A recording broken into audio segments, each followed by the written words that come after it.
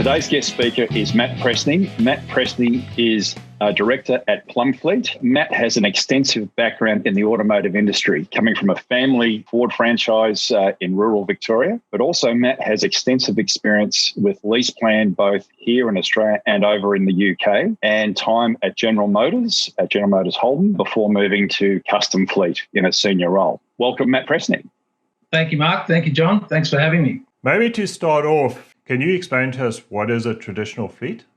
A traditional fleet. It's a good question. Look, I guess at the end of the day, fleet is about mobility. It's about ensuring that an organisation, whether they're publicly owned or privately owned, is able to take its goods and services to market and deliver them to the end user. And the vehicles played a significant role in that process all along, whether it's taking goods or whether it's taking an individual out to sell or to service somebody or to look after people in an aged care scenario, whatever it might be. The vehicle has been a great enabler in that side of things for basically since vehicles began. A traditional fleet historically was a fleet that was owned and operated by the employer. They would have a car park of vehicles that would typically be distributed to their employees on the basis of either requirement or entitlement, and they would be funded by the employer. And then we saw in the 70s, late 60s, early 70s and into the 80s, the rise of the leasing companies that would come in and take over the funding of those vehicles, but the baseline remained the same. The employer had the responsibility for the car. The employee was responsible for driving the vehicle and maintaining it in a suitable manner. But the bulk of the risk on ownership and maintenance of the vehicle came back to the employer. And you would see large car parks of cars, all typically from the same manufacturer, and the employer would have that relationship directly with a dealer group or the manufacturer or both in buying those vehicles. And hence why you would see and still do see to some degree very strong fleet dealers in the marketplace who had that relationship with the companies that were buying or leasing the vehicles. Because the fleet market is, if you count the demo side of it as well, so the private market's 50% of the Australian market. So the fleet really is the other 50% in some shape or form. Yeah. And historically for manufacturers and dealers, it was bread and butter because these vehicles were replaced regularly. These vehicles were serviced regularly. They were always presenting to the dealership, and a smart dealer would look after that side of the business really, really well because they knew they could count on that as a revenue stream ongoing. Retail might oscillate depending on the economic circumstances, but if you looked after your fleet customers, you could rest assured they'd come back and buy from you as a dealer or an OEM. And certainly, for a number of reasons, they would bring their vehicles back into the shop to be serviced and repaired. So it was a really important 50% of that market. It still is, albeit it's changed significantly. So it's good for revenue for after sales for a dealer. Yep. It's good for the sale, albeit the margin's probably a little bit skinnier than a retail, but there's some questions over sometimes the profitability of a retail sale. So you sell the car, you get regular service because it's controlled by the leasing company or by the owner of the vehicle that it gets serviced appropriately and on time. And then it's also a good used car opportunity because these cars get turned over in less than 5 years or 8 years. Yeah. Is it fair to say?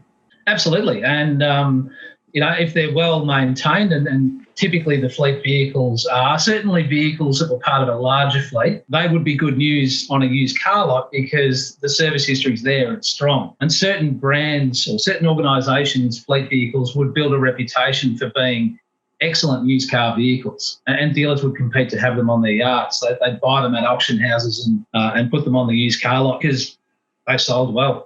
Now, Matt, what would be the average term of a traditional fleet car? How long would they be retained by those customers or those leasing companies? Well, there's a bit of a divide there. Your standard tool of trade salesperson vehicle or a service delivery vehicle, would be between that 36 to 48 months. And then if you move to your light commercial vehicle side, the proper tool of trade vehicles that are kitted out, the average life cycle, I'd say, will be closer to 60 months.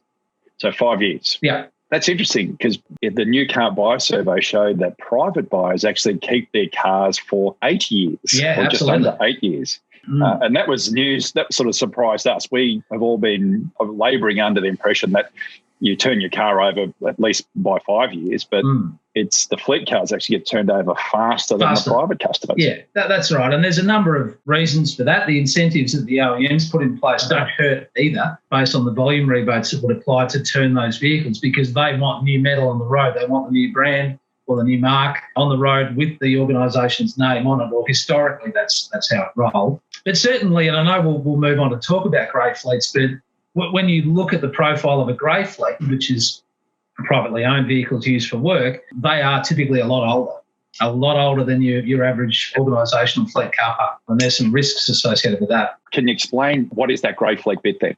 Yeah, look, so take a step right back. The term grey fleet causes some confusion in the marketplace. The baseline for what grey fleet is all about comes down to the treatment of any vehicle under the Workplace Health and Safety Act or the Occupational Health and Safety Act in Victoria. Any vehicle that's used for work purposes is treated as a place of work, irrespective of who owns that car. So that's the baseline.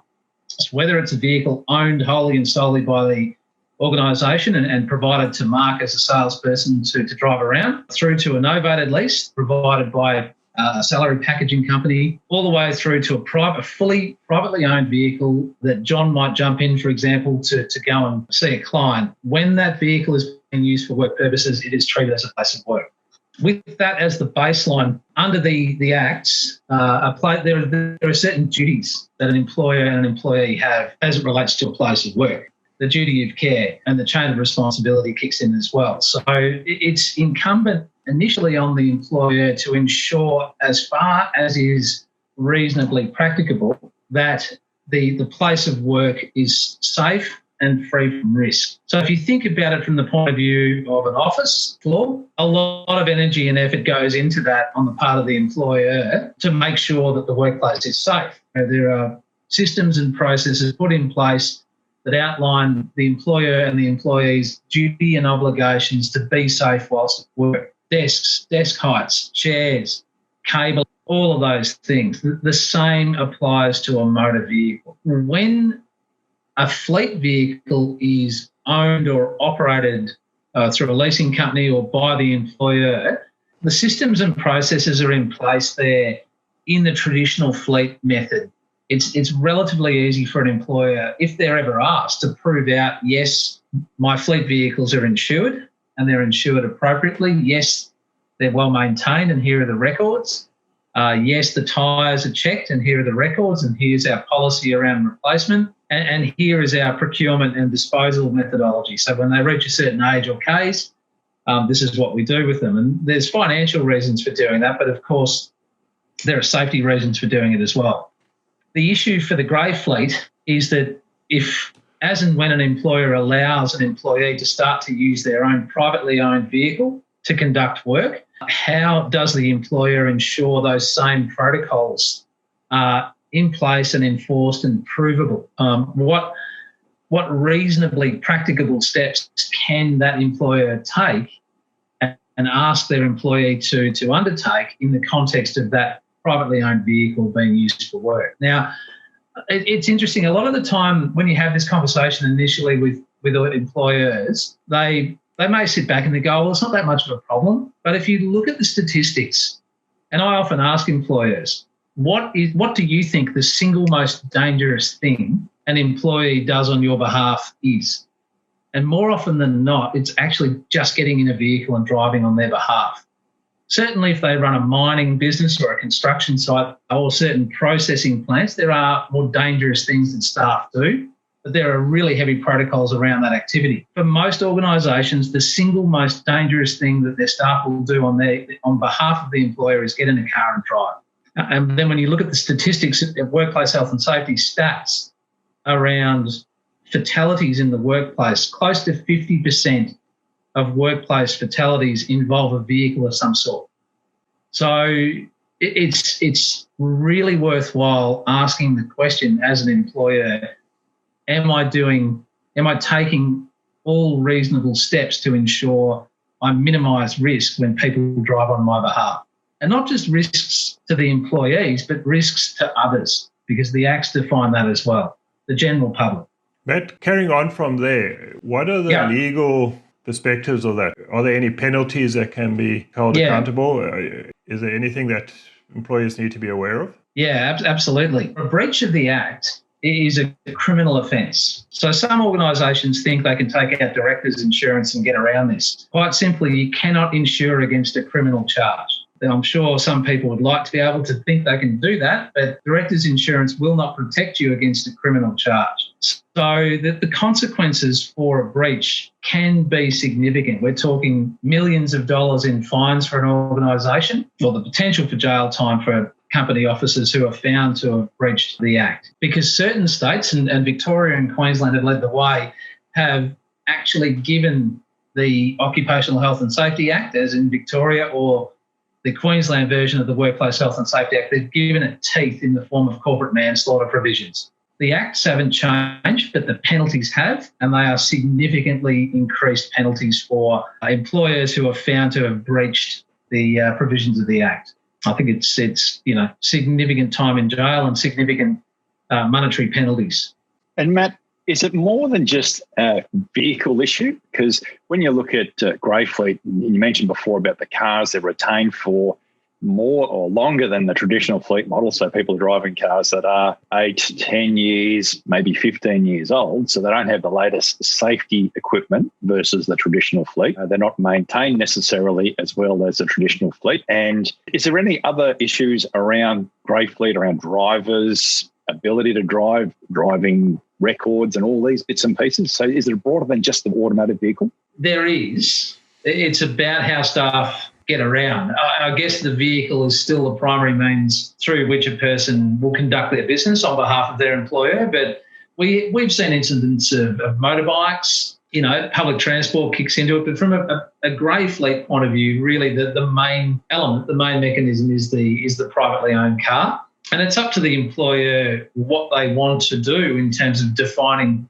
how people can get around. If they want to allow motorbikes or scooters or push bikes, well, the same things apply. The main asset that we see is the vehicle, without a doubt. But Matt, who's at risk if an employee has too many demerit points and loses his license? Who's at risk in that stage? John, that's a good question.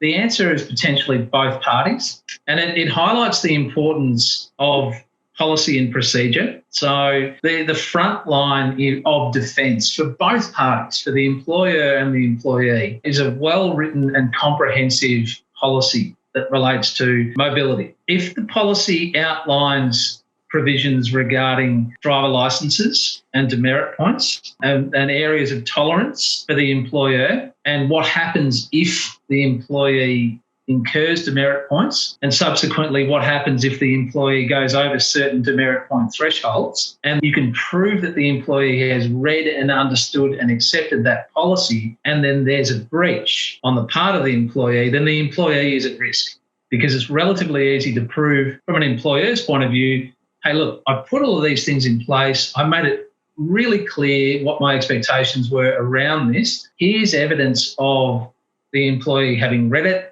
understood it and accepted it. And so therefore, if there's been an incident involving somebody with demerit points or driving unlicensed, it's relatively straightforward to push the conversation over to the employee. Because if the employer has spelt their requirements out through policy, the employee has an equal obligation under the Act to comply with them if they're found to be reasonable. And the demerit point thing is an interesting one, because the employee and the employer have to be able to prove that the employee can safely operate a piece of plant and equipment. Now, from a driving point of view, the easiest way to prove that out is if you've got a valid driver's license. That proves that, in no uncertain terms, that you're either lucky because you haven't been pinged, or that you are a good driver. You're endorsed to operate this piece of plant and machinery. But if you've lost your license through demerit points, then you shouldn't be operating that piece of plant and equipment on behalf of your employer. So the policy is fundamental. Okay, Matt, can you tell us a little bit about Plumfleet and what you do? Found that employers were talking about paying vehicle allowances to staff, and then that,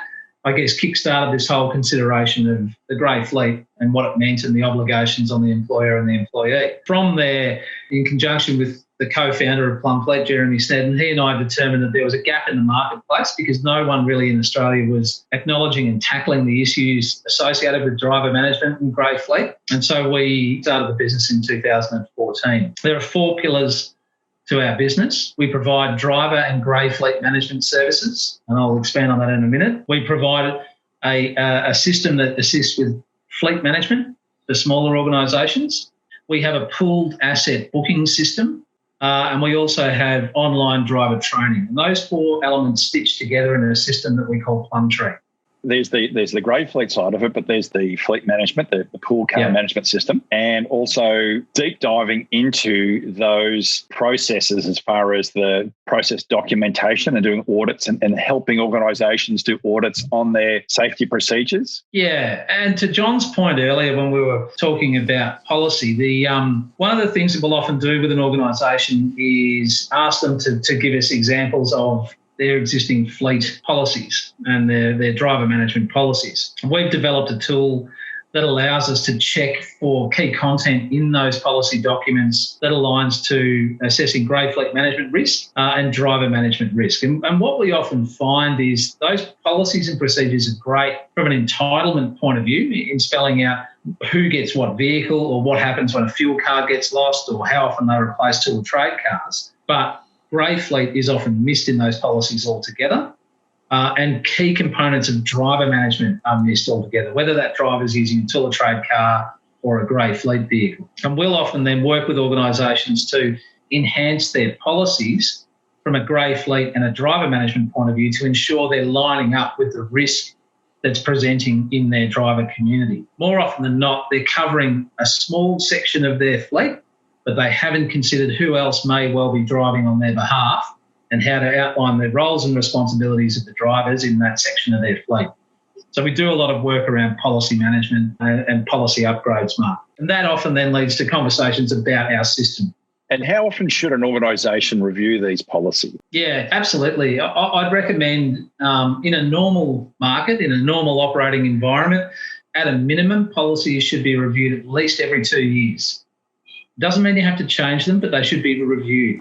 When there are significant market events, then all policies should be reviewed at that point. Now, be that a change in legislation, so for example, the introduction of corporate manslaughter in Victoria, policies should be reviewed. And Matt, are there any particular services and tools available to companies to minimise their risk? Employers may have their own internal systems through human resources management or financial systems that will allow them to take some steps to mitigate their risk. But I'm not aware of a competitor that provides a product like ours, but often if we're dealing with a client and they discover that they have their own internal systems, they may well use those to protect themselves.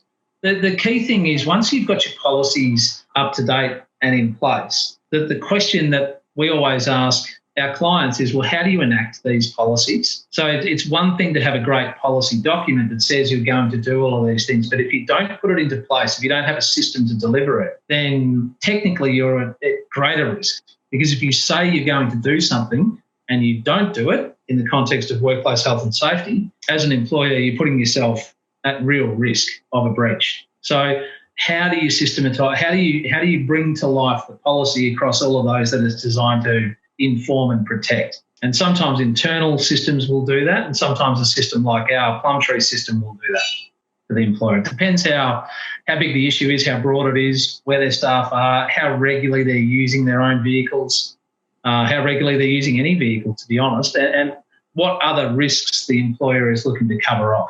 And Matt, where do you see the future with grey fleets? I think it goes hand in glove with how far-reaching the impact of working from home will be for some organisations. Mark, you hit the nail on the head before. If we're working from home and we have a car in the car park that we can use to go and see a client or provide a service, it's highly likely we're going to use that car. We're not going to get in our own car, drive to a depot, pick up a pool car, and then take the pool car, provide our service and do the same in reverse. So I think if employers are more prone to let people work from home, the increase in use of privately owned vehicles for work purposes is a fait accompli. The grey fleet will grow, without a doubt. If we get back to actually we prefer to work in an office environment and we're not going to work from home anymore because it's too hard for the kids or whatever it might be, then it will balance out. But we have really seen a shift in the last 15 years in this country away from that traditional tool of trade vehicle.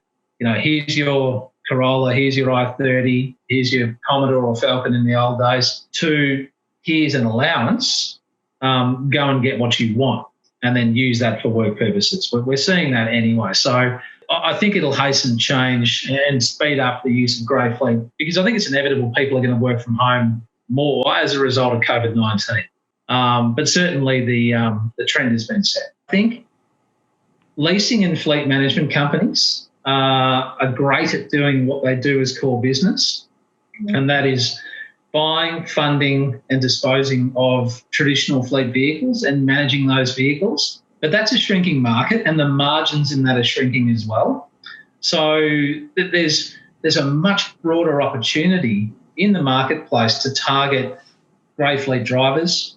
And we're even seeing leasing and fleet management companies approaching us now to partner with us and white label our software to capitalise on that fact, that there are other things that leasing and fleet management companies can be doing for their customers to help solve risks and issues.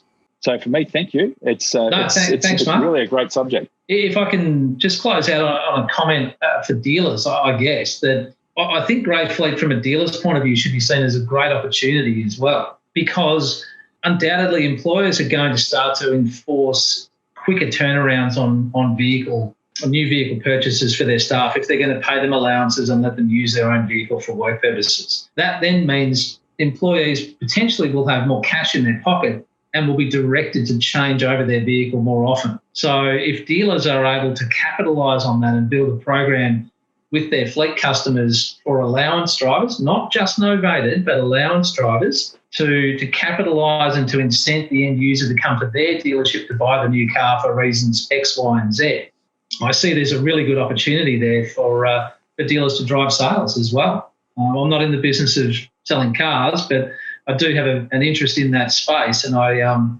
encourage dealers to look at that side of things, because staff are going to be required to change their vehicles more often. That means sales. How does the dealer capture those sales? And Matt, for me, it gets back to this whole idea of safety for all of us on the roads. The newer cars are safer cars. So the younger the automotive fleet is on the road, when I talk about not just when it's at the car park, the younger the car park is, the safer it is for everybody. 100%. So we actually want those older cars off the road and for people to be using their newer motor vehicles that are better for the environment. They're safer for people to drive around in and make it cost effective for everybody so they can maintain them properly and we all have a very secure motoring future. Correct. Thanks for the opportunity, John and Mark. I appreciate it. Well, hopefully you've enjoyed that episode as much as we've had in speaking with Matt. So if you need any further information on this or any other topic that we've covered in the automotive series that we're putting together, or you need any other information on any other topics you'd like us to cover, please reach out to either John Sinclair or myself, Mark Palavestra, on LinkedIn. Ensure you like us on YouTube and tick the bell that you want to be notified for when the next topics get posted. They are weekly. And if you need any other information or you want some consulting from either John or myself, please reach out to us on LinkedIn, because we'll be very happy to work with you on this or any other topic related to the auto industry.